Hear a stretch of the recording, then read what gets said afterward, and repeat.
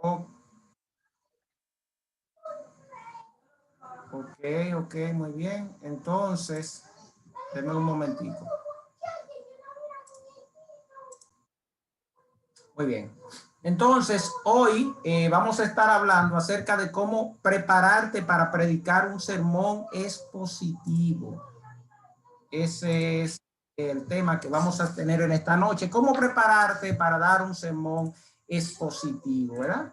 Y nosotros vamos a ver algunas reglas básicas que se dan al momento de yo tener que preparar un mensaje y cómo yo, como exponente, entonces debo prepararme. Esto no solamente aplica para los predicadores.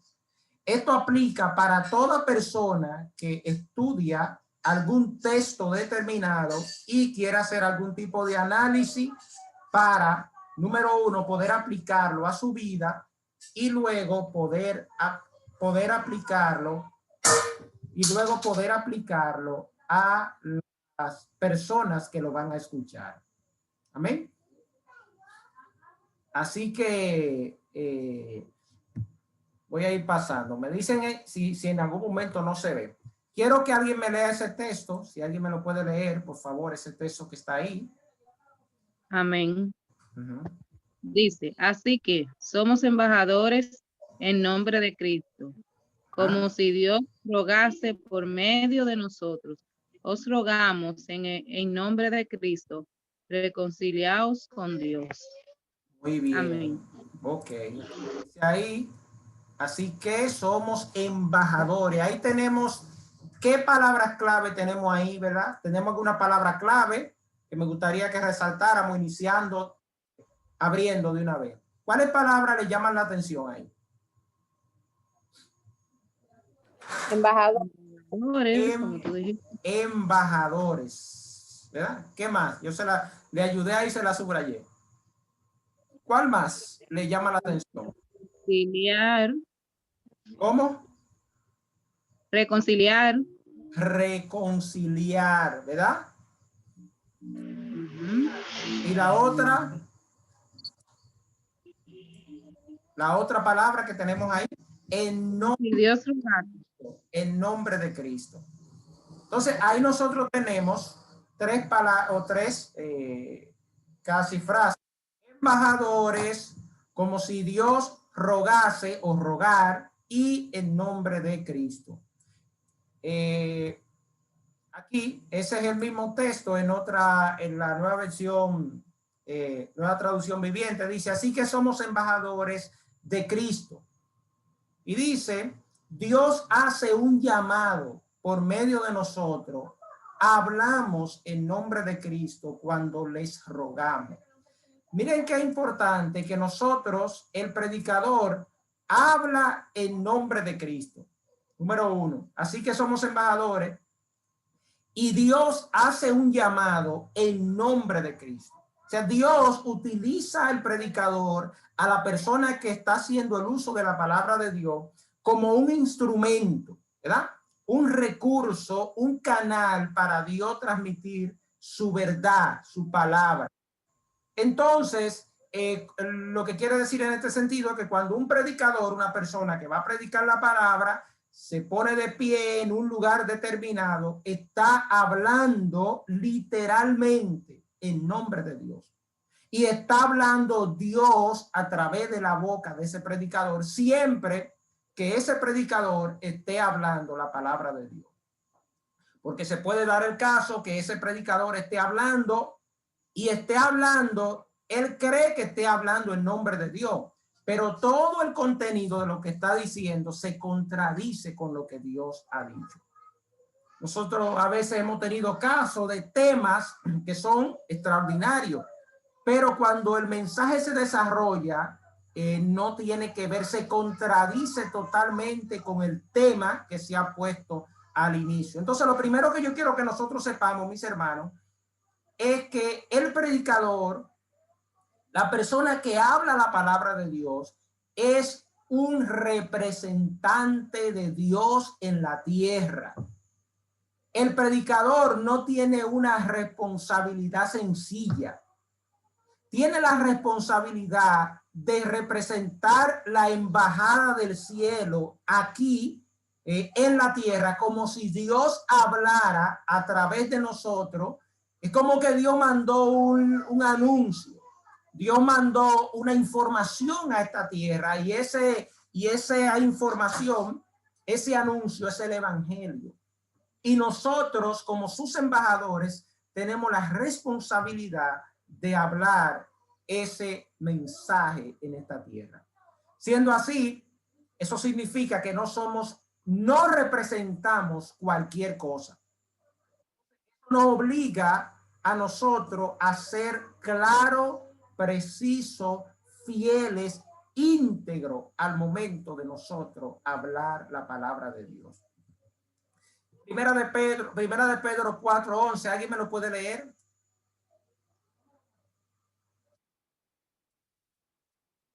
Primera de Pedro 4:11.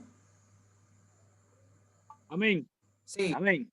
Sí, lo puede leer. Buenas noches, Dios bendiga. Dios bendiga a todos, hermanos. Leemos en el nombre de Jesús. Amén. Si alguno hable conforme a la palabra de Dios. Si alguno ministre conforme al poder que Dios da, para que en todo sea Dios glorificado por Jesucristo, a quien pertenecen la gloria, el imperio, por los siglos de los siglos. Amén. Amén. Entonces ahí tenemos la primera parte. Yo quiero enfocarla, la que está subrayada, dice: si alguno hable conforme a la palabra de Dios. Pedro, le está escribiendo a cristianos y le está diciendo que el que habla la palabra de Dios, refiriéndose al predicador, tiene que hacerlo conforme a lo que él entiende, a lo que él cree. No, está diciendo todo lo contrario. O sea, cuando tú vas al púlpito como predicador, por eso quiero dejar claro esa responsabilidad que tiene el predicador antes de nosotros ver ese mensaje que predica, valga la redundancia, el predicador. Entonces, ese predicador no va al púlpito a hablar de su voluntad, de lo que él entiende, de lo que él cree. Y hay una frase muy famosa que nosotros decimos normalmente, a veces no con malas intenciones, pero no tan productiva o no tan beneficiosa. Decimos: yo creo que eso significa eso, o yo entiendo. Eso es, no, en este tiempo y en el tiempo desde la Biblia hasta nuestro entonces, o desde la iglesia primitiva hasta nuestro entonces, ese nunca ha sido ni debe ser el concepto de una persona que predica con responsabilidad y seriedad la palabra de Dios. Nuestra posición debe ser responsable. Por ejemplo, tú no puedes ir, si tú eres médico, a hacer una operación y tú eres cirujano, tú eres tú eres el anestesiólogo, y te dicen: pon la anestesia. Y tú digas: bueno, yo creo que la anestesia debemos ponerla en la espalda, en la pierna o en el brazo.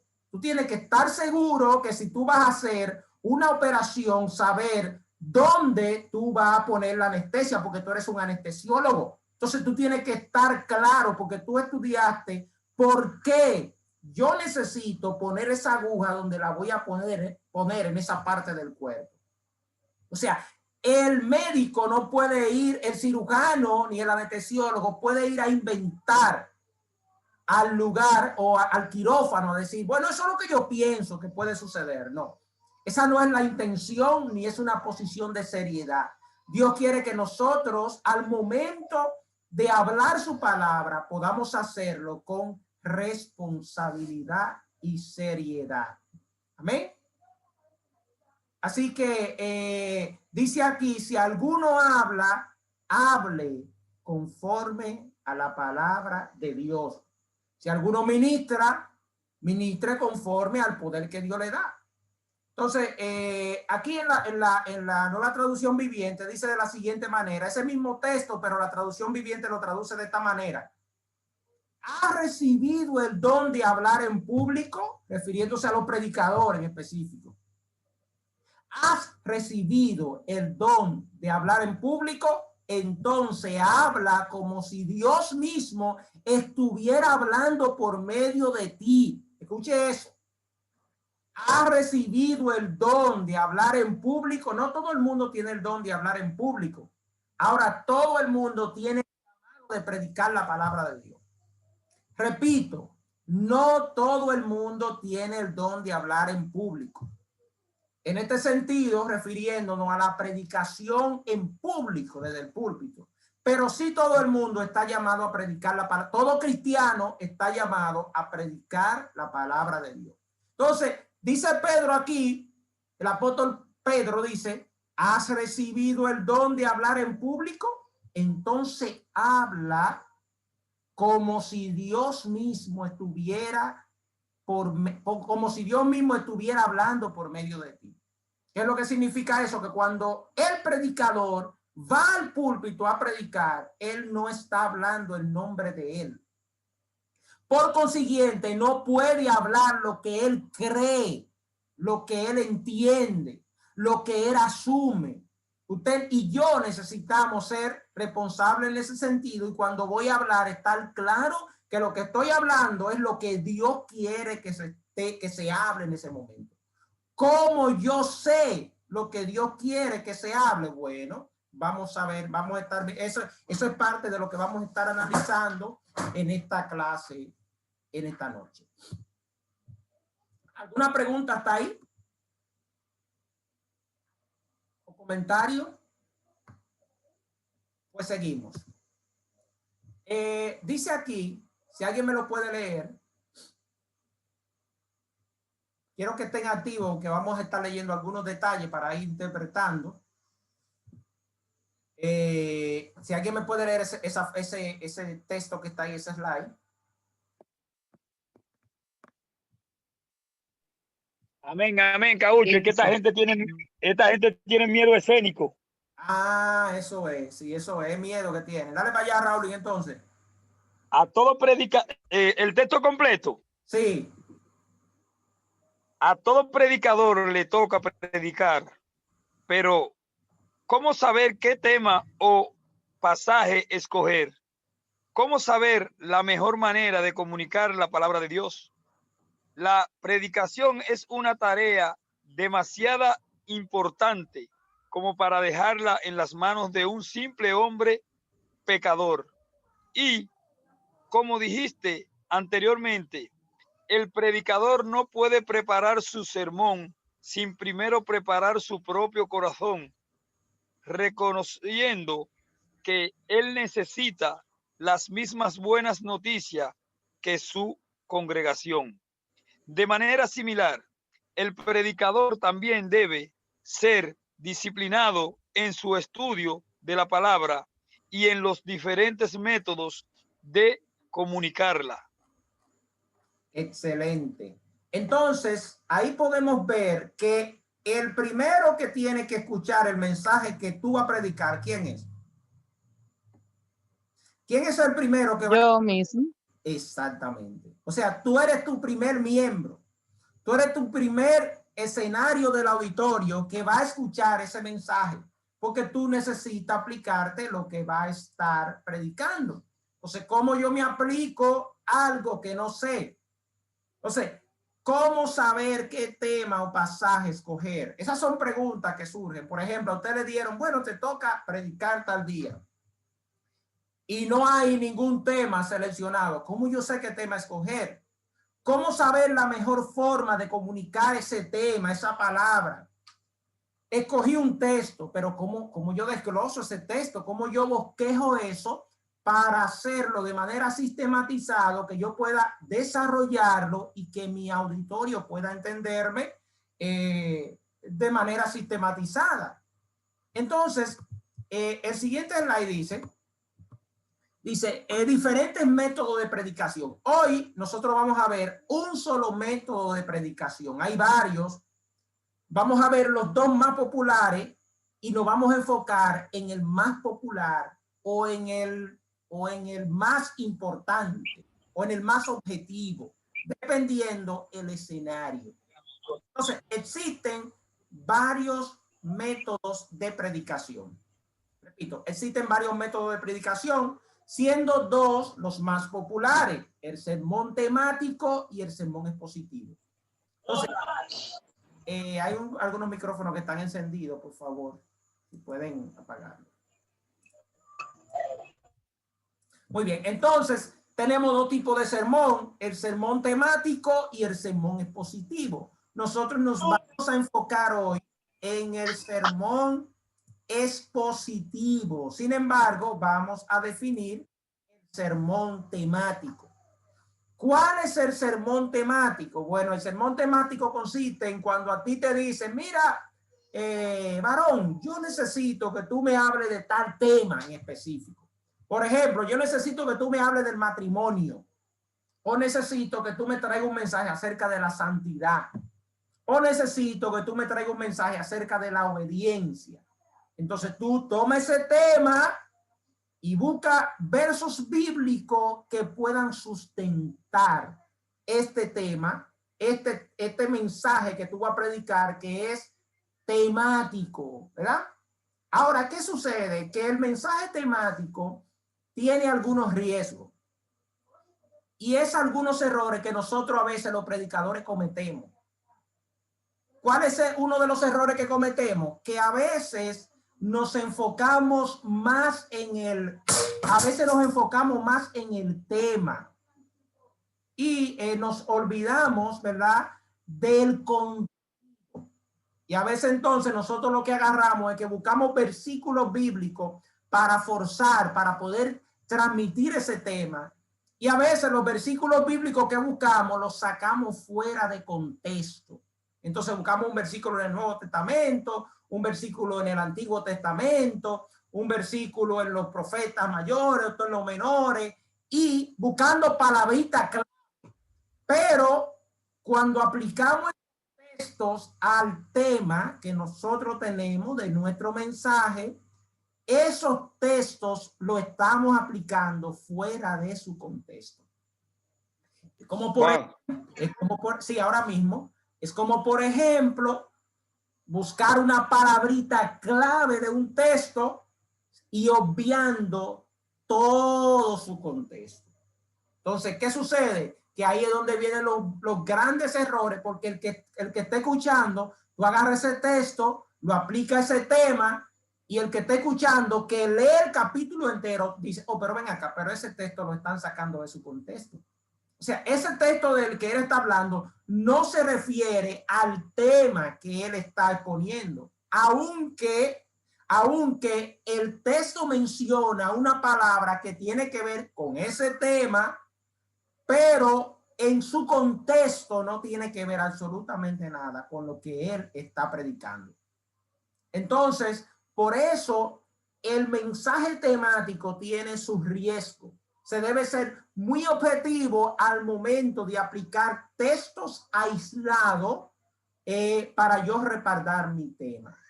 Enrique. Sí, eso mismo que tú decías. Una vez lo escuché hablar a un maestro de escuela bíblica, escuché hacer un mensaje que dieron allá en la iglesia hace unos años ya, un hermano invitado. Él hablaba de eso mismo, de que muchas veces cometemos el error. Y no es que esté del todo mal, pero hay que ser, como tú dices, muy cuidadoso. O sea, por ejemplo, tenemos un mensaje o algo, nos dieron un mensaje, oramos, mientras estamos orando, recibimos algún tema, Dios me reveló qué tal tema, sin haber ido a la palabra. Entonces lo que hacemos es que para apoyar ese tema usamos la Biblia en lugar de predicar lo que dice realmente la Biblia. No sé si me doy a entender. Era algo parecido a lo que tú decías, ¿no? O sea, y eso pasa con los mensajes temáticos. O sea, hay que tener, como tú dices, mucho cuidado, porque muchas veces inclusive podemos hasta llegar hasta querer sustentar una idea propia nuestra de ese tema con versículos bíblicos, cuando debería ser inverso. O sea, no es de nosotros hacia la palabra, sino de la palabra hacia nosotros. O sea, es como no debería hacer ese aporte. Excelente, muy buen aporte. Y básicamente ahí es donde estamos apuntando, que ese es el riesgo del mensaje temático, que nosotros pudiésemos usar la palabra para sustentar mi idea personal, esa idea, pero no debe ser así. La palabra es lo que debe, es la que debe guiarnos, no yo guiar los versículos bíblicos, forzar versículo bíblico para adaptarlo a mi contexto y sacando esos versículos fuera de su contexto. Ese tipo de práctica no es correcta, aunque yo puedo predicar un mensaje buscando textos bíblicos que estén dentro del contexto de ese tema. Pero generalmente, y este es uno de los mensajes más predicados, especialmente entre nosotros los pentecostales, el mensaje temático, porque nosotros buscamos un tema y dice, bueno, yo voy a hablar de esto, y por ahí nos vamos y metemos un verso bíblico aquí, porque el verso bíblico menciona una palabra que tiene que ver con ese tema. Lo mencionamos, pero no tiene, a veces no tiene nada que ver en su contexto. Entonces, debemos ser cuidadosos al momento de seleccionar un tema, ¿verdad? Y más cuidadoso aún al momento de sustentar ese tema con versos bíblicos, ¿verdad? Siguiente punto. El sermón temático, en este caso, buscamos pasajes bíblicos que apoyan y expandan el tema en particular y montamos un bosquejo que nos ayuda a resaltar los puntos principales que nosotros queremos tratar.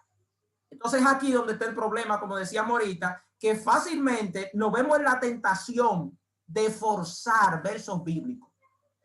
Es de ahí precisamente donde se han formado un montón de falsas doctrinas. Por eso es que a veces nosotros en la iglesia tenemos personas que creen que tú le preguntas a una persona, a 5 personas diferentes, a veces de una misma iglesia, defíneme la fe. Y fácilmente todos te dan una definición diferente, pero a veces contradictoria.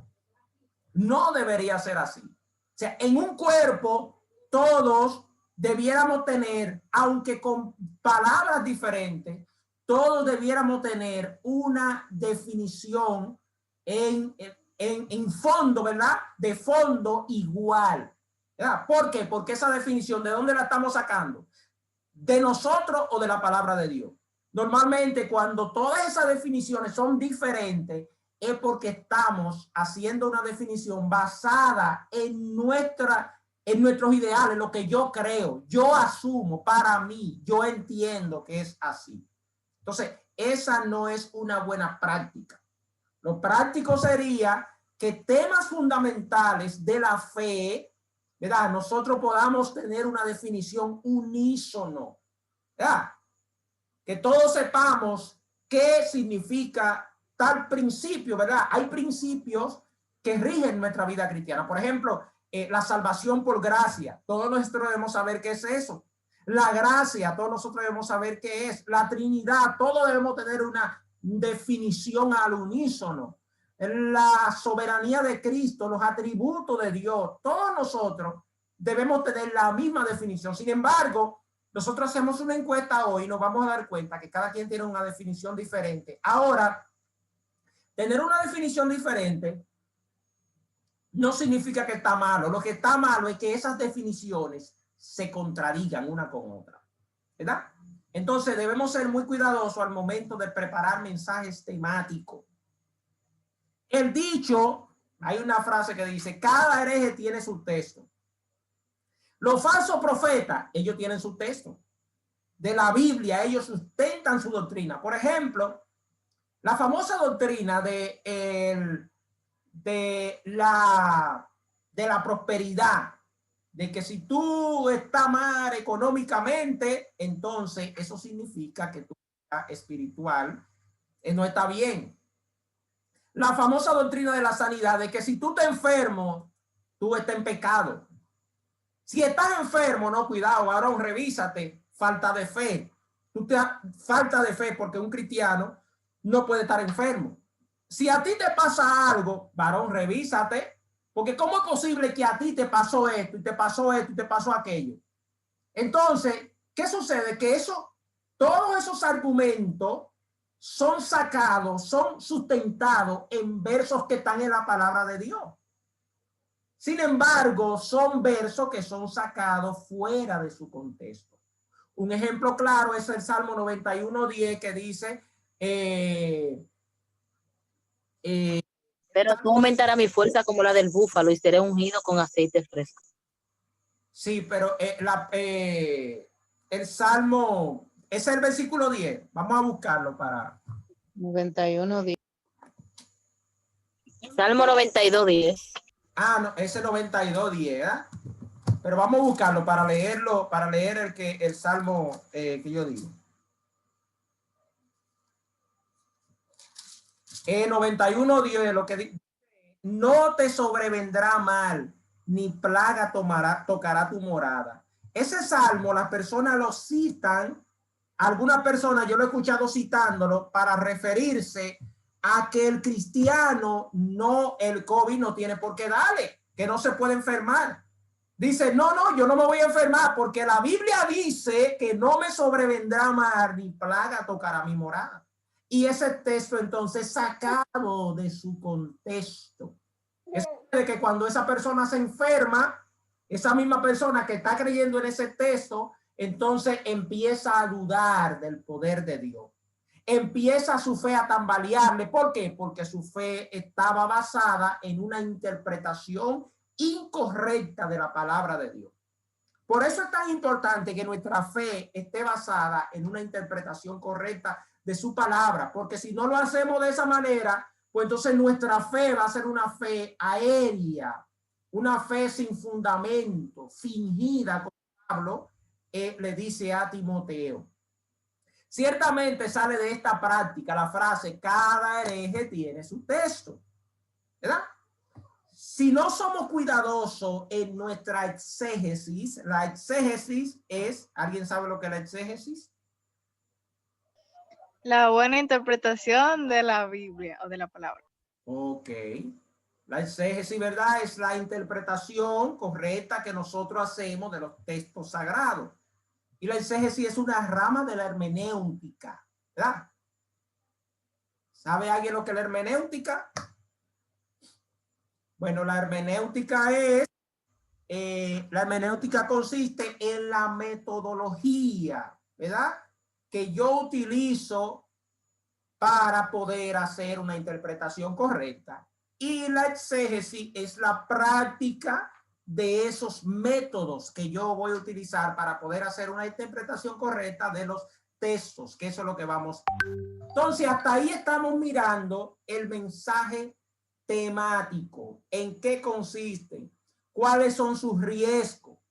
Una de las ventajas del mensaje temático es que se pueden tocar temas claves y específicos de la iglesia. Por ejemplo, la iglesia está pasando por un problema de desánimo, de doble ánimo. Bueno, pues yo puedo tomar ese tema y sustentarlo en versículos bíblicos que hablen de eso. Y la Biblia hay al por mayor y el detalle.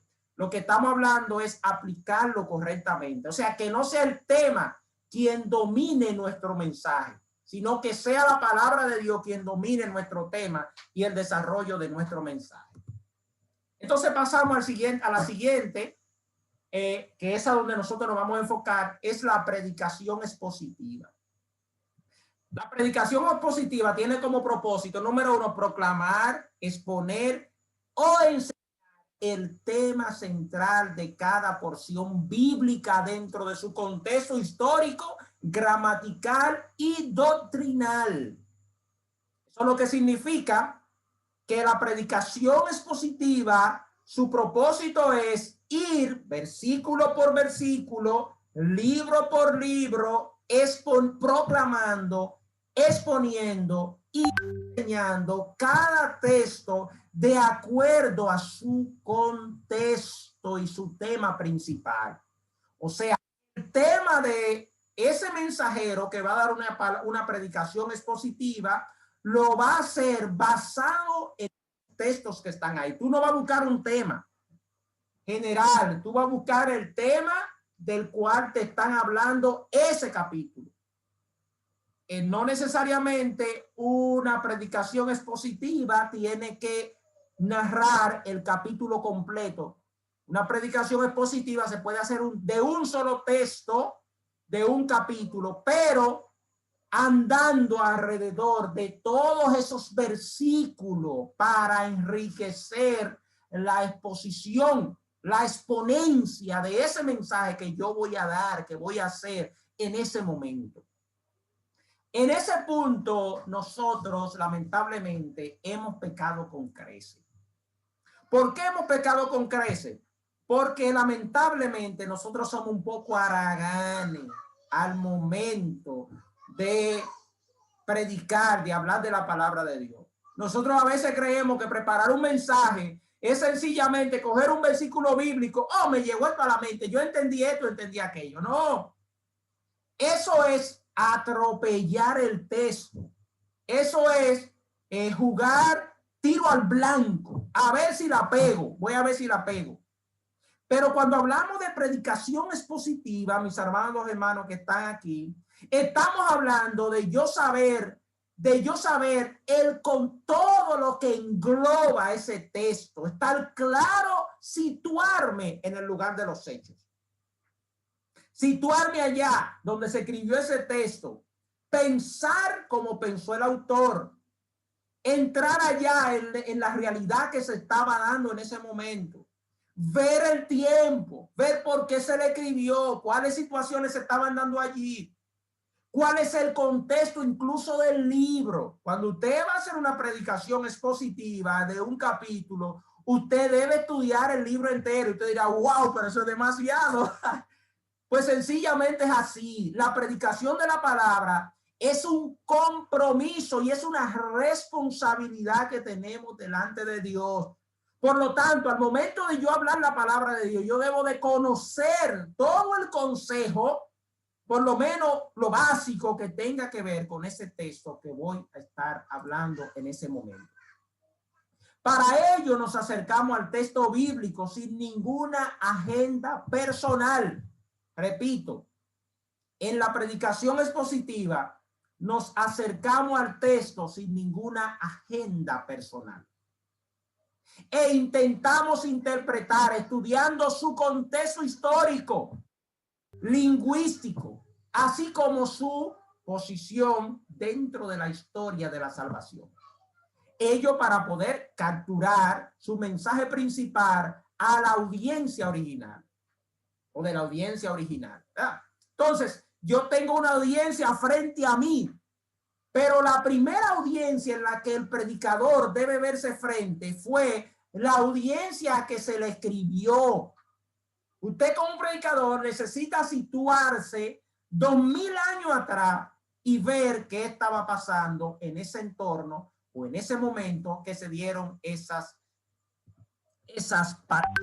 predicación. Vamos a ver algunas ideas que nosotros podemos tomar en cuenta al momento de nosotros preparar un sermón de manera positiva. Juan. Ajá. Sí. Antes de que siga, otro aporte. Por ejemplo, esa parte de averiguar, de investigar el contexto histórico. Como jóvenes tenemos una herramienta muy, muy útil. Y eso en el uso de las redes. O sea, hay páginas web encargadas de, o sea, que son diccionarios bíblicos, que son muy buenas, te hablan de la etiología, te hablan del porqué, y te relacionan inclusive un texto con otros textos de la palabra, los sincronizan. O sea, y el hacerse también de libros de estudio de la palabra, o también hay Biblias de estudio que comentan todo eso. O sea, nos van a llevar a un enriquecimiento mayor de la palabra. O sea, más que saberlo, o sea, saber, o sea, ok, ¿cómo yo hago la investigación del contexto? Bueno, es buscando una fuente para hacerse de libros. Tú tienes muchísimos libros, diccionarios, son muy buenísimos en el internet, muchísimos libros. O sea, que si es por eso, no tenemos excusa de que no, porque no tengo de dónde buscarlo o no sé cómo darme cuenta cuál es el contexto. Sí. Hay que tener cuidado, varón, porque en internet se sube cualquier cosa, el que quiere sube lo que quiere, entonces hay que chequear bien a qué página uno está entrando a investigar. Exactamente, ahí va a puntualizar. Nosotros tenemos cientos de recursos que podemos utilizar, pero hay millones de recursos que son lamentablemente extremadamente malos, que tienen una muy mala teología. Y detrás de esa teología, por ejemplo, la gente normalmente escribe basado en una teología. Por ejemplo, una de las prácticas que yo utilizo es que si yo voy a comprar un libro, yo necesito conocer la vida de ese autor. O sea, yo necesito saber si ese autor es un autor liberal, que él no respeta, que respeta la palabra de Dios y no la respeta. Si es una persona seria, teológicamente hablando, o si es una persona que escribió un libro porque quería escribirlo ahí, vamos a escribir un libro, o si su teología está inclinada hacia una creencia que no es bíblica. Entonces, al momento de nosotros consultar recursos, debemos ser cuidadosos. Yo le recomiendo mucho escritores de teología reformada.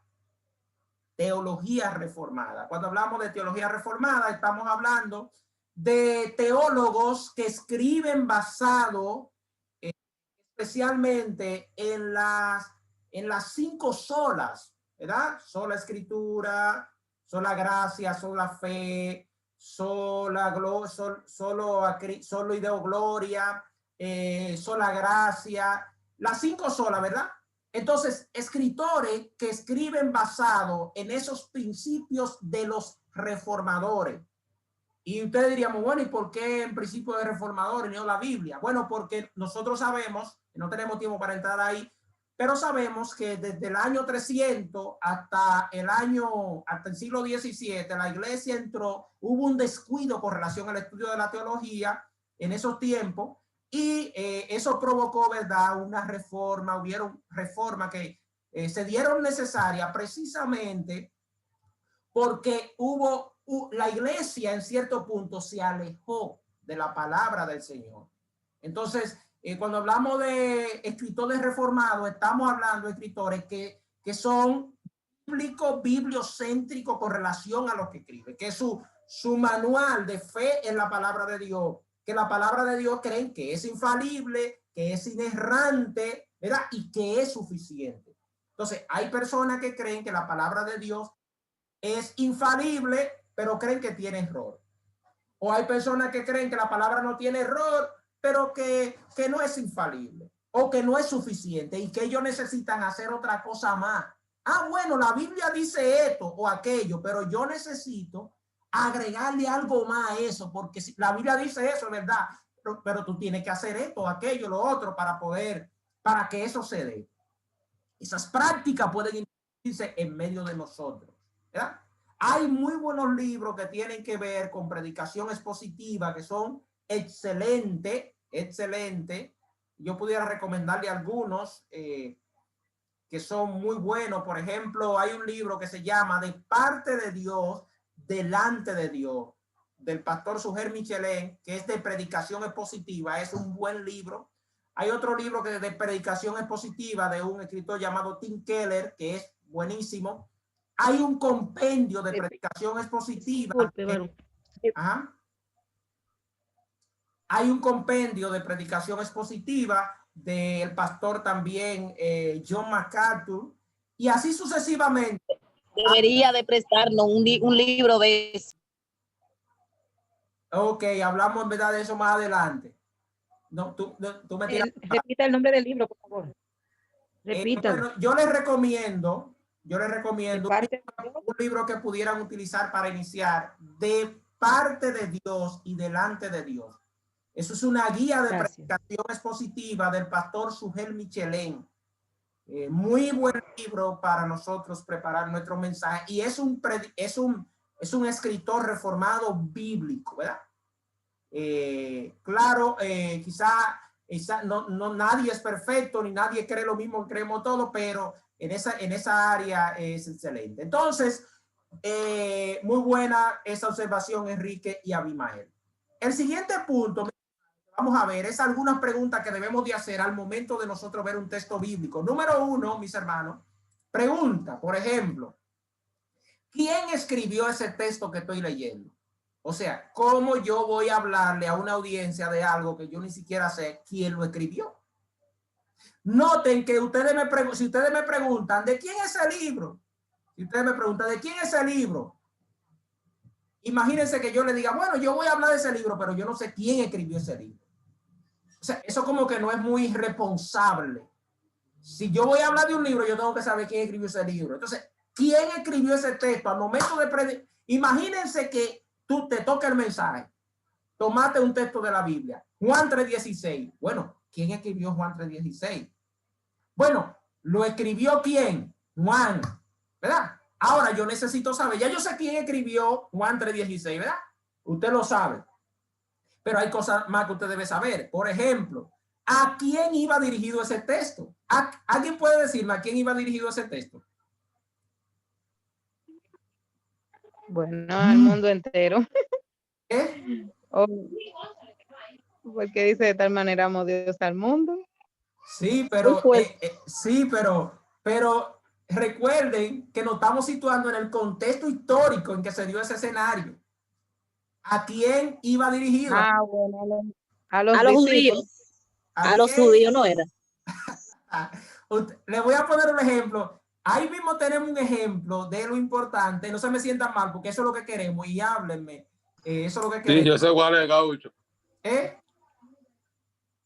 ¿Cómo es? Yo sé cuál es el error. Ah, bueno, tenemos un error. ¿Cuál es? Basado en la pregunta. Hable. Bueno, iba dirigido. Cuando Sori dijo a los efesios, no es. No, ya no dijo. A los judíos. No, yo no dije a los efesios. Sí, no, imposible. Si dije a los efesios. Ella dijo a los judíos y yo dije a los discípulos. Mire, si ustedes agarran ese, ven, ahí es donde está el detalle. Si ustedes agarran ese capítulo, el capítulo 3, por eso es que no se puede interpretar un solo texto fuera de su contexto. Miren un ejemplo ahí sencillo, Si ustedes empiezan a leer ese, se van a dar cuenta que Jesús tiene una conversación con un maestro de la ley que se llama Nicodemo. Y todo lo que se está relatando ahí, ¿verdad?, es basado en esa conversación que tiene Nicodemo con Jesús. Nicodemo se acerca y le dice, maestro, sabemos que ha venido de Dios porque nadie puede hacer esa cosa si no está Dios con él. Y entonces ahí Jesús empieza a hablarle y hacen una conversación. ¿Qué sucede? Que si usted va a hablar de Juan 3:16 y usted no conoce el contexto, usted pudiera sin querer estar atropellando lo mismo de lo que usted está hablando. Entonces, debemos de saber, por eso es necesario saber a quién va dirigido ese texto que estoy estudiando. Número 2, ¿qué ocurría en ese tiempo? ¿Qué estaba ocurriendo en ese escenario? Vamos a ver, vamos a hacer una práctica aquí mismo. ¿Qué estaba ocurriendo en ese escenario? Rapidito, porque por el tiempo. ¿Qué estaba ocurriendo en ese escenario? Vamos a ver. Hable sin miedo. Vamos a hablar sin miedo. Estamos en el capítulo 3. ¿Qué estaba sucediendo en ese escenario? Bueno, Ajá. se podría decir que en este escenario se podría decir que cuando Jesús se presentó como el Mesías o como el Salvador del mundo, este hombre se le acerca como para que él le explicara qué debe hacer para algo así como para llegar al cielo o para heredar la vida eterna, algo así. Ok, ¿alguien más? ¿Qué estaba ocurriendo? Sí, así mismo. Conversación. Ajá. Eso mismo que decía Julio, o sea, Nicodemo es un maestro de la ley, conoce la palabra de Dios. Entonces, viendo la aparición de Jesús y todo el enigma que había causado en el pueblo, de si era el Hijo de Dios, si no era, se le acerca y le dice, es lo mismo que decía Julio, maestro, ¿qué hay que hacer para ser salvo? Entonces ahí Jesús le explica, tú siendo maestro de la ley no conoces, y le habla de nacer de nuevo. Entonces, es básicamente el contexto en el que se lleva a cabo. Entonces, correcto, muy bien. Gracias, Julie y Enrique. Entonces, podemos decir que el texto está hablando directamente para poner un ejemplo, ya que hablamos de ese capítulo, está dirigido, ¿verdad?, hablando a Nicodemo. Estamos hablando de la aplicación de su contexto histórico, del contexto primario. Entonces, ¿quién iba dirigido a él, verdad? ¿Qué ocurría en ese momento? Bueno, en ese momento ocurría que los fariseos quienes eran adjuntos de los escribas y los saduceos, el clasismo religioso de ese momento, ellos eran los fariseos eran los que gobernaban en ese sentido en materia de religión. Eran básicamente los representantes de la religión en ese momento. Y cuando ellos ven a Jesús, que está ganando tanto adepto y que está predicando y que hace lo que hace, eso provocó, como decían ustedes, un enigma incógnita. Y este hombre, entonces, bueno, vamos a preguntar a ver este hombre, cuando viene a ver, este es el enviado, cuando viene a ver, ha venido de Dios, y eso provoca que Nicodemo se acerque de noche hacia Jesús para hablar del tema. Entonces eso estaba pasando. ¿Qué más podemos ver al momento de estudiar nuestro texto? ¿Cuál es la época bíblica histórica en la que se escribió? Ah, bueno, ¿qué nosotros necesitamos saber? ¿En qué año se dio eso? Bueno, eso vamos a ir despejando. Bueno, lo primero es que está en el siglo I. Ah, pero también vamos a acercarlo más. Eso se dio básicamente en el año 30 después de Cristo. Ah, bueno, ese era más o menos. ¿Y qué estaba sucediendo en ese momento? ¿Quién gobernaba en ese momento? ¿Quién era el gobernador? Ah, el gobernador era Pilato. Oh, ok. ¿Y cuáles situaciones políticas se estaban dando en ese momento? Bueno, una de las situaciones era que los judíos estaban siendo maltratados por los romanos con impuestos y ellos estaban esperando un libertador que lo libertara del yugo de la esclavitud romana y estaban más o menos en ese escenario. Entonces, ese era el contexto en el cual se desarrolló ese texto. Estamos poniendo un ejemplo para que se entienda mejor. ¿Cuál es el problema que se estaba tratando de resolver? Si tomamos el mismo capítulo 3, ¿cuál era el problema que se estaba dando ahí en ese momento? ¿Cuál era el problema? ¿Alguien me dice? ¿Alguien de ustedes dice, puede decirme cuál era el problema? Vamos a ver. Diga sin miedo, si se equivocó, se equivocó. Aprendiendo que estamos aquí. Estamos ahí, el ABC como niño. La idea es que cuando mientras más usted pregunta en que comete error, ya eso se le queda grabado. La idea es que cuando usted vuelva otra vez a preparar un mensaje, a sacar un texto, usted pueda hacerlo con toda la seriedad posible y pueda ahí aplicar ese escrutinio. Entonces, ¿cuál era el problema que se estaba dando ahí que había que resolver? ¿Cuál era el problema? Nadie sabe cuál era el problema entre Nicodemo y... Sí, claro. Pues digan sin miedo. ¿Cuál era? Vamos, el Claro problema que básico era la salvación, o sea, cómo yo heredo, cómo yo alcanzo el reino de los cielos. Sí. Era básicamente el problema. Claro, Nicodemo quería saber cómo podía, entonces pensaba que Jesús le dice que hay que nacer de nuevo y él le dice, pero bueno, y que hay que meterse en el vientre de la madre. Entonces ahí está ese debate y la historia se desarrolla en ese debate. Entonces ese era el problema. Entonces vamos a ver cómo el Espíritu Santo de Dios manejó el asunto. Ahí nosotros vamos a ver el desenlace. Cómo Dios al final llevó una enseñanza a ese grupo determinado, a esas personas que estaban ahí, si fueran varias, o a esa sola persona, cómo el Espíritu Santo al final llevó ese mensaje y restauró quizá lo que estaban ahí. Entonces ahí tenemos 1, 2, 3, 6 preguntas que nosotros podemos hacernos. ¿Quién escribió el texto? Estamos hablando del escritor. Bueno, fue Juan en ese sentido.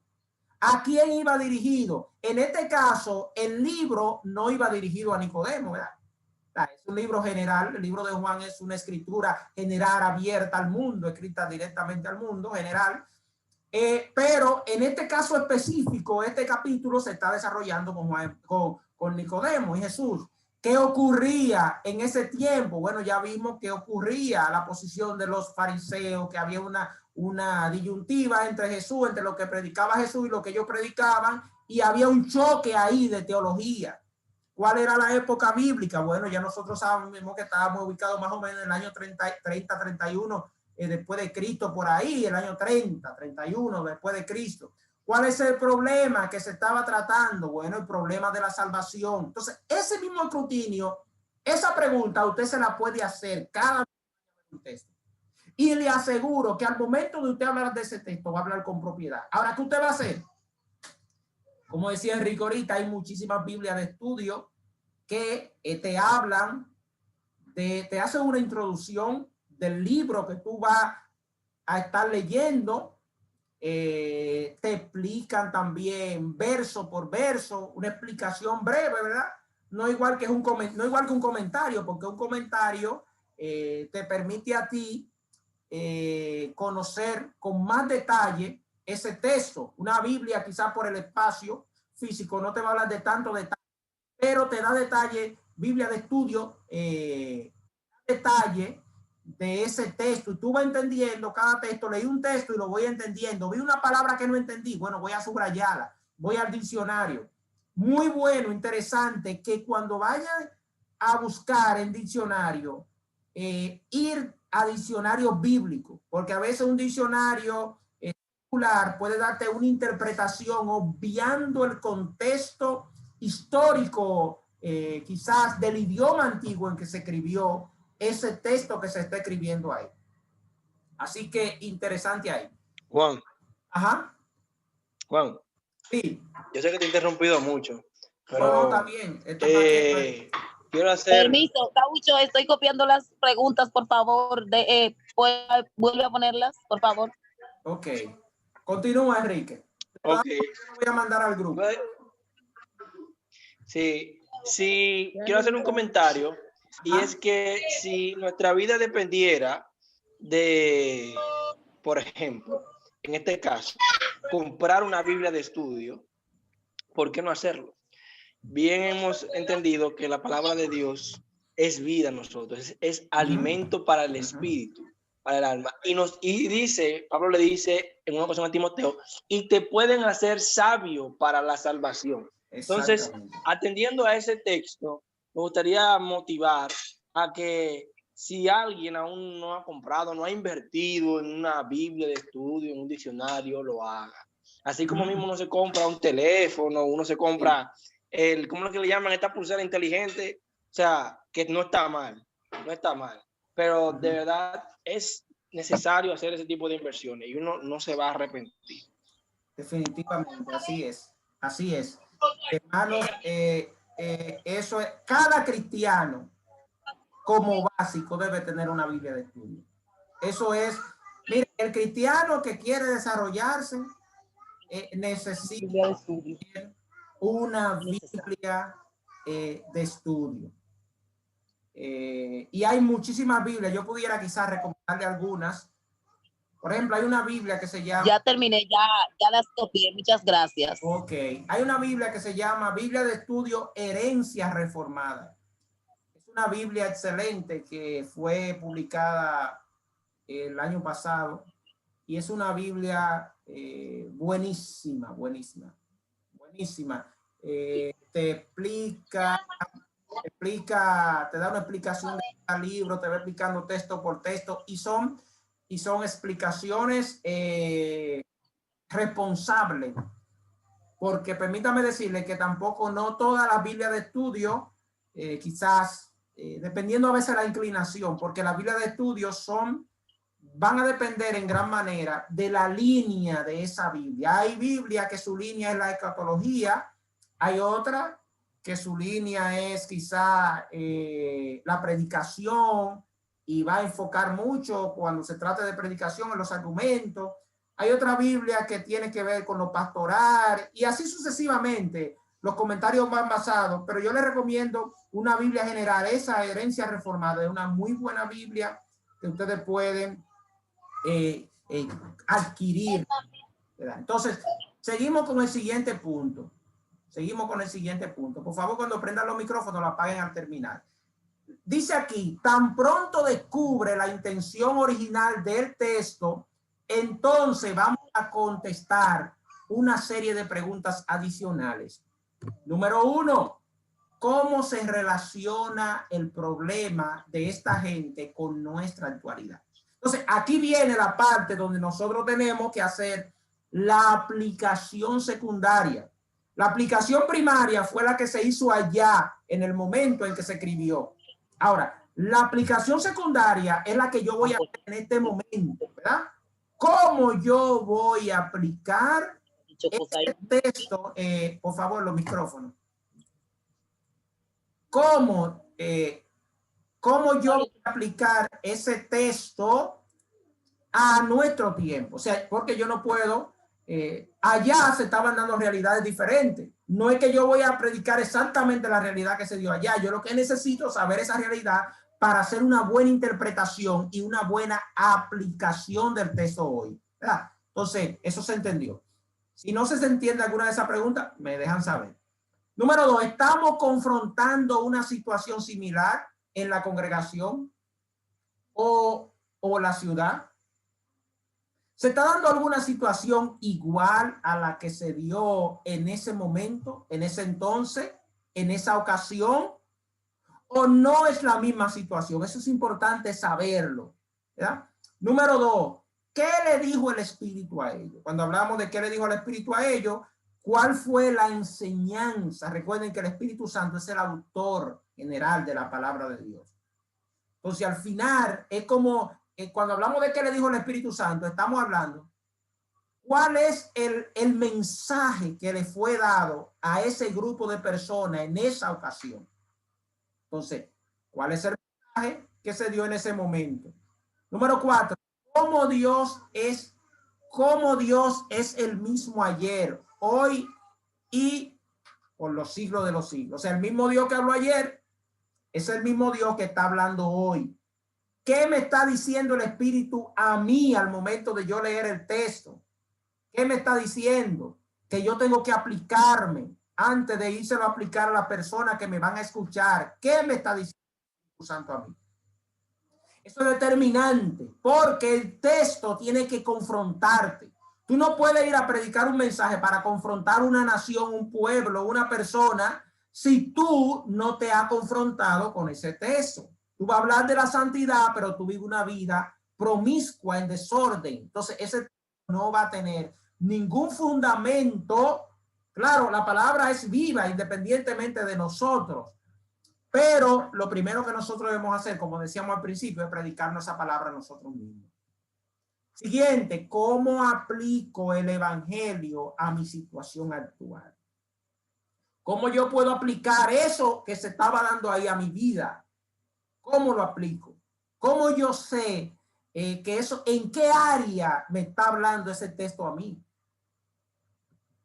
Ya ustedes ven todos los detalles que vimos antes, ¿verdad? Todos los detalles que vimos antes de llegar a la preparación del mensaje. Hasta ahora no hemos preparado un bosquejo. Hasta ahora no hemos preparado un bosquejo.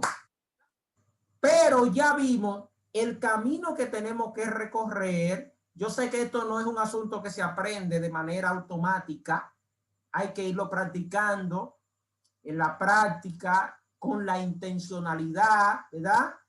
Y vamos aprendiendo a utilizar esta técnica, ¿verdad? Que eso es lo que llamamos ahorita exégesis. Es una exégesis que estamos haciendo a un texto determinado, o de esa manera nosotros podemos hacer una exégesis a un texto determinado. Luego que nosotros ya vimos todo el contexto histórico del texto, entonces tratamos de aplicarlo a nosotros en oración. Y luego que lo aplicamos a nosotros, entonces pasamos al tercer y último punto, al tercer punto, que es el bosquejo, hacer el bosquejo de ese mensaje. Y vamos a ver cuáles son las partes que lleva el bosquejo. Déjenme salir un momentico para buscar otra presentación. Vamos a ver cuáles son las otras partes que lleva el bosquejo.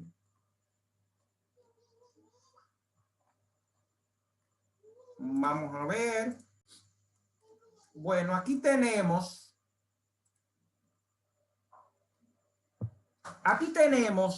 ¿Pueden verlo ahí? ¿Pueden verlo? Sí. bueno, aquí tenemos la parte del bosquejo.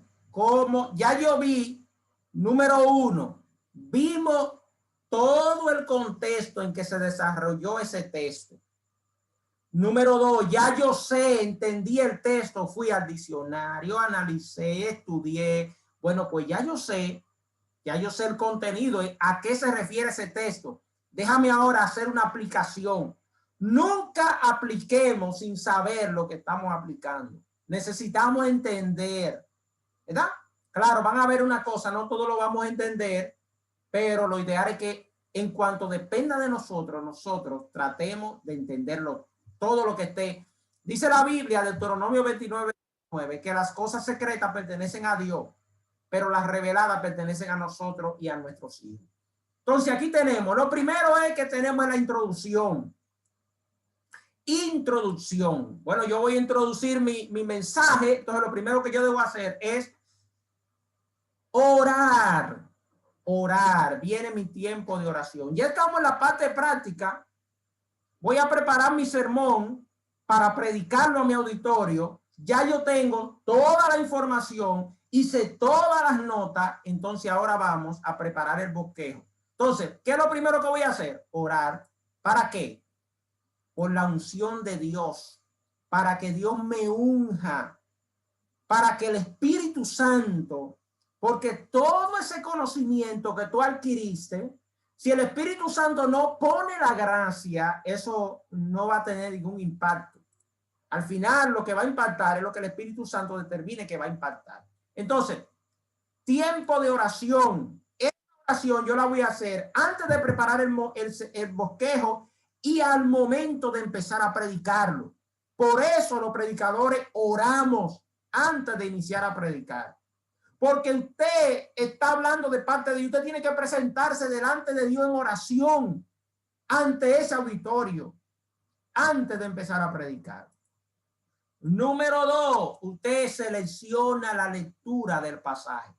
Es probable que usted no vaya a leer el capítulo entero. Bueno, yo voy a seleccionar la lectura X, el versículo X. ¿Por qué? Porque ese versículo, como es el que conecta todas las partes y como que conecta el principal mensaje de lo que yo quiero decir. Entonces, tú vas a buscar el versículo que mejor conecte el tema o el desarrollo del capítulo que tú vas a dar. Número 2. Número 3. A un avance. Eso es ya cuando tú estás en el escenario, ¿verdad?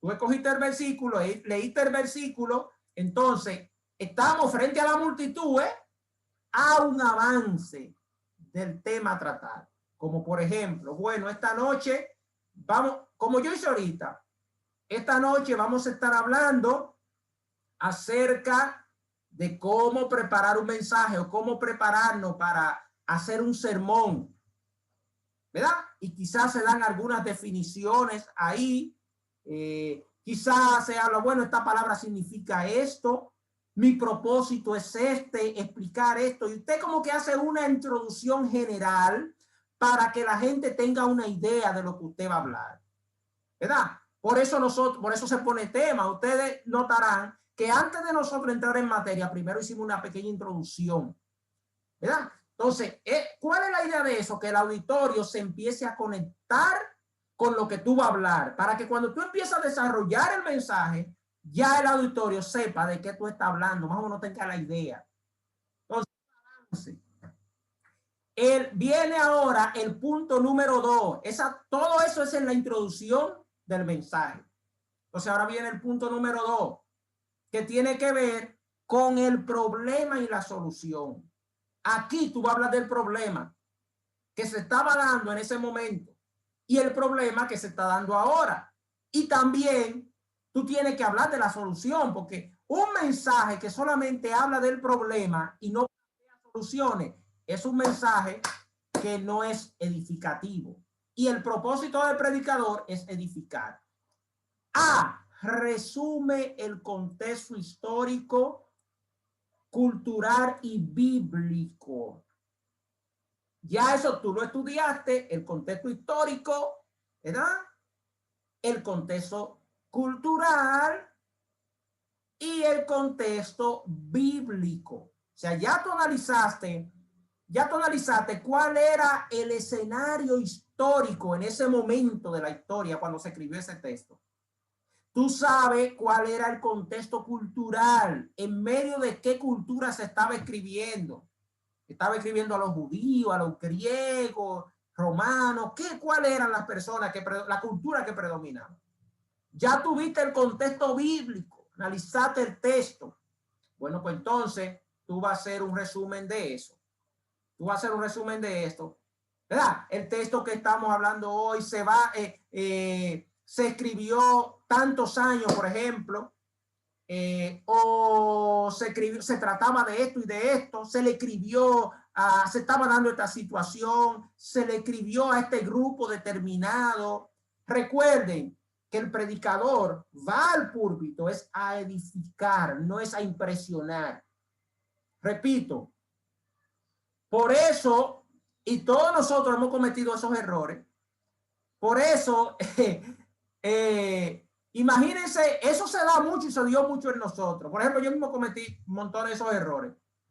Pero imagínense usted un predicador con un micrófono que no se entiende nada de lo que está diciendo. Imagínense usted, tú tienes un escenario, un auditorio, tú estás dando un mensaje que Dios te mandó a dar, pero tú estás predicando así mismo. Así que no se entiende nada de lo que tú estás diciendo. Eso no quiere decir que no se puede predicar rápido, ni duro, ni bajito. No hay donde este detalle. Es tú predicar, si predica duro, bajito o alto, o rápido o lento, que se entienda lo que tú estás diciendo. Porque si tú no puedes edificar, entonces tienes que callarte. Es lo que Pablo dice. Si alguien habla lengua y no hay quien interprete, mejor cállese, porque usted no está edificando a nadie. Entonces, el propósito del predicador es edificar la audiencia, la gente que le escucha ahí. Y si usted no puede edificar, entonces mejor no se para el púlpito. Entonces, tenemos el análisis del problema que está tratando el escritor. Bueno, usted hace un análisis del problema y lo detalla. C, la prescripción del Espíritu Santo para la solución del conflicto. O sea, ¿qué usted va a enfatizar en este punto 3?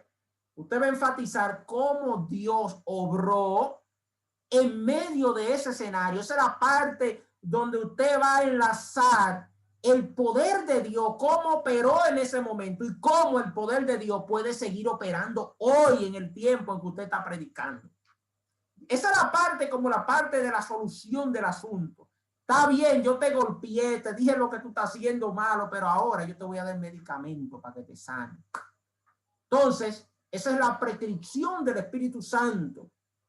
Y ahí nosotros debemos de ser igualmente objetivos, dejarnos guiar por el Espíritu Santo hasta el punto de que el Espíritu Santo nos dirija en ese tiempo de exposición, ya en la parte en que estoy finalizando mi mensaje.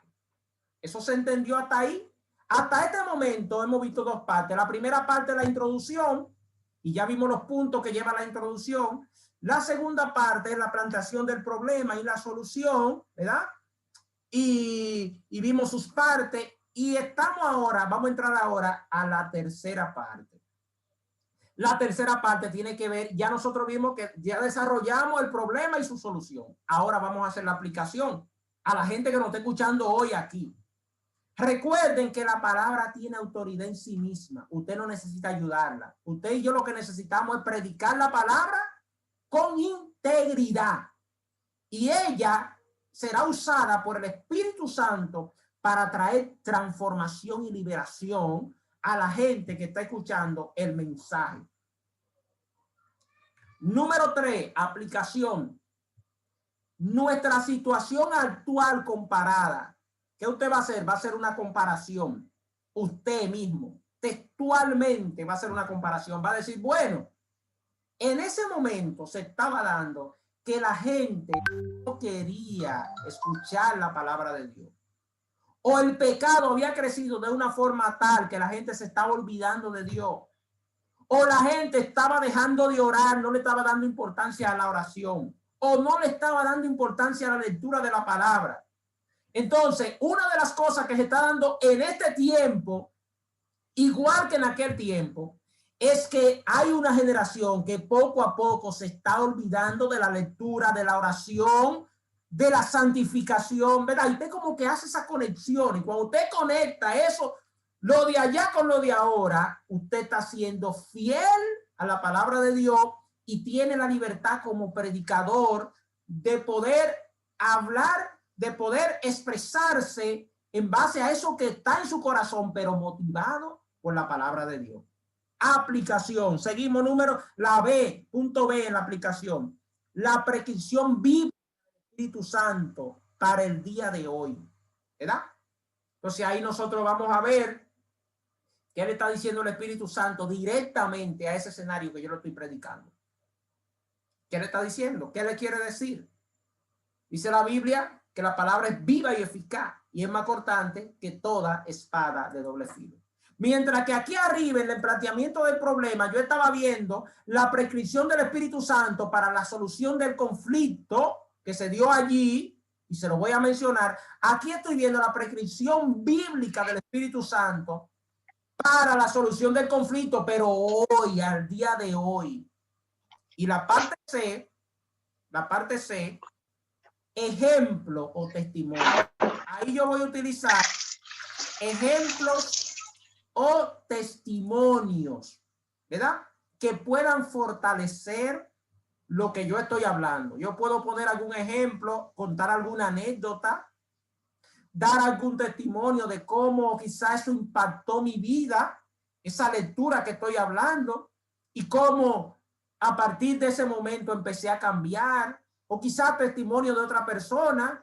Entonces, poner algunos ejemplos ilustrativos en la parte de la aplicación para que la gente se le quede a ilustrarle todo eso que usted dijo, de modo que pueda sintetizarlo quizá o asociarlo con algún tipo de testimonio o anécdota que pueda decir, bueno, el tema se trató de esto porque hablaron de esto, porque no todo el mundo va a captar todo lo que se da en un mensaje. Y finalmente tenemos la parte número 4 de ese bosquejo, que es la conclusión.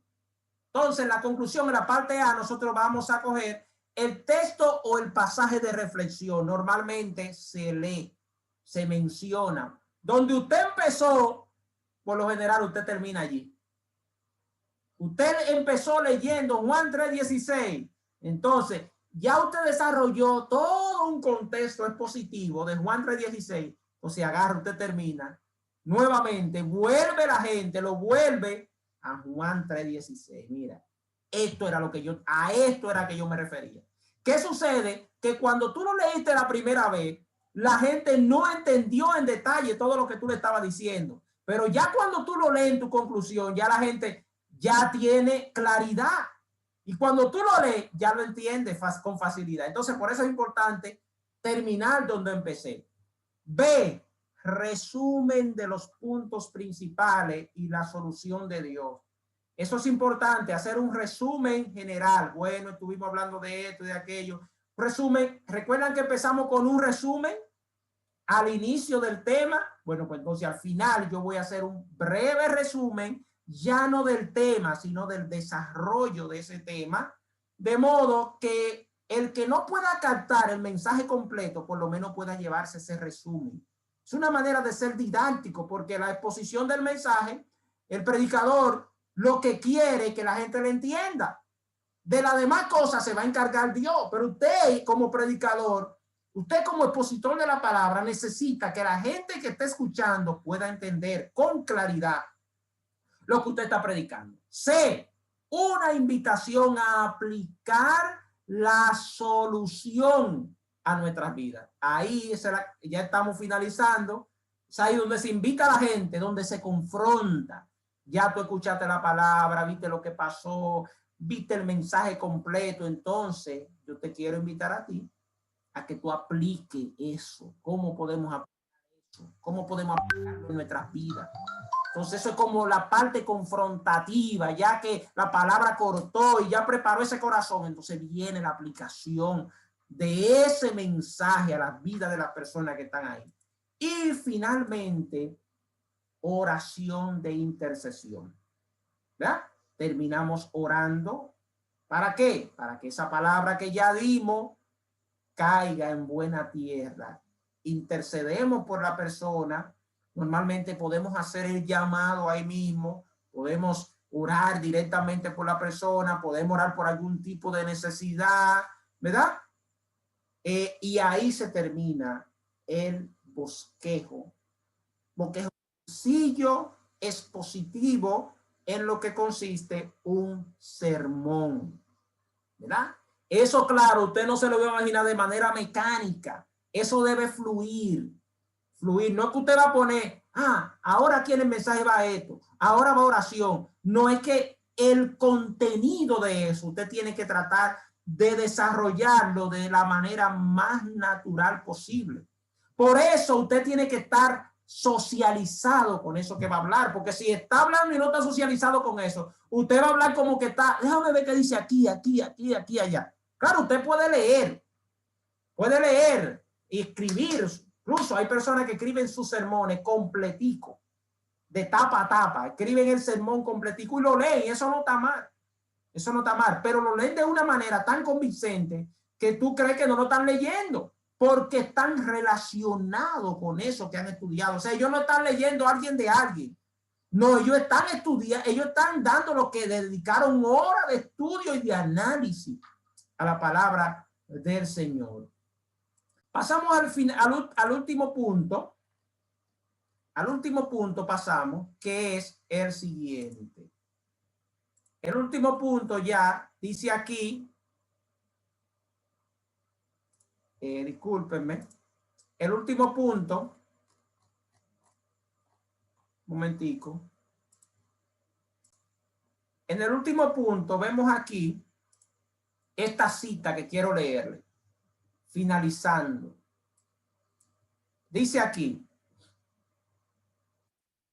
procura, eso es Pablo, dice aquí, seamos fieles a nuestro llamado, como le dijo Pablo a su fiel estudiante Timoteo.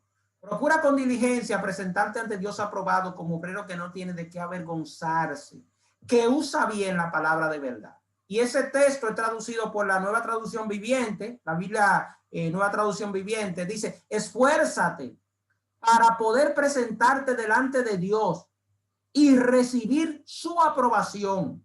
Sea un buen obrero, alguien que no tiene de qué avergonzarse, que explica. La palabra usar en la Reina Valera del 60, aquí la Nueva Traducción Viviente lo explica, lo traduce como explica correctamente la palabra de verdad.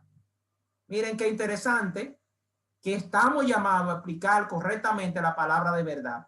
Y la Nueva Biblia de las Américas lo traduce de la siguiente manera: procura con diligencia presentarte a Dios aprobado como obrero que no tiene de qué avergonzarse, que maneja con precisión la palabra de verdad. Oiga eso.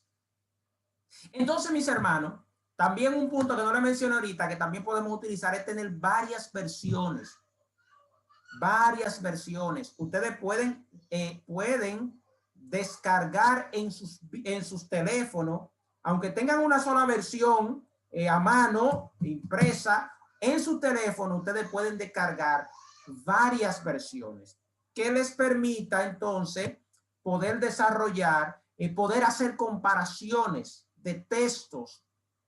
Ahí, por ejemplo, la Nueva Traducción Viviente, la Traducción Las Américas, 1960, y otras versiones que son muy buenas. Usted puede hacer comparación porque a veces esas traducciones, dependiendo de la traducción, se hacen traducciones de palabras del original al español que son más entendibles, ¿verdad? Entonces usted puede hacer esas comparaciones. Pregunta: ¿se entendió todo o no se entendió nada? Preguntas, mis hermanos todos que están aquí. Poderoso. Poderoso estudio, me encantó. Y yo creo que eso debería usted hacerlo más a menudo porque usted tiene mucho conocimiento y principalmente para jóvenes principalmente como yo, que Dios me ha dado este llamado de predicar su palabra. Me gustaría poder, así que si esos materiales que usted tiene, si usted me lo puede prestar, Claro ya usted que sabe. sí. Muy bueno, me gustó mucho este estudio. Amén, amén. Claro que sí, estamos para servirle, la gloria es del Señor y nuestro trabajo es servir. En todo lo que podamos servir, estamos para eso. La Biblia dice, da por gracia lo que por gracia ha recibido, y Pablo dijo en una ocasión a Timoteo, dijo en un momento, lo que has oído de mí ante muchos testigos, esto encarga a hombres que sean fieles, idóneos, capaces también de enseñar, ¿verdad?, a otros. Así que a eso estamos llamados. Mis hermanos, yo le voy a poner el material en el grupo, ustedes lo chequean, lo leen, cualquier pregunta, estamos para servirle y les motivo. La intención de este estudio, yo sé que no todos lo vamos a cantar y que todo de un momento a otro, no. Pero la intención de este estudio, hermano, es que podamos nosotros, cuando nos acercamos a la palabra de Dios, podamos ser bendecidos con el consejo de la palabra de Dios. Y para eso nosotros necesitamos entender la palabra de Dios correctamente. Podamos ser, no podemos aplicar correctamente lo que no entendemos correctamente.